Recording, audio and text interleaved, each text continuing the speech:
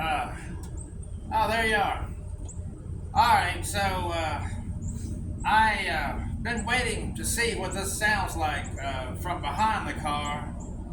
Uh, and I know what it sounds like walking around behind it, but I wanted to make a little clip, it's 340. They sound good. And, this car, it is headers, 3-inch exhaust, old school. I mean, I don't know. They're 10 or 12-year-old mufflers. They're original Flowmaster, not anything from China. They're actual Flowmaster, 2-chamber, 3-inch exhaust, in and out. But when it gets to the tailpipes, they had to go to 2.5. It was really tight to the gas tank, so I said, yeah, 2.5. So, but it still sounds pretty righteous. Aluminum heads, all that stuff. But it's not really a race motor, but it's decent, so I just thought I'd make a quick video.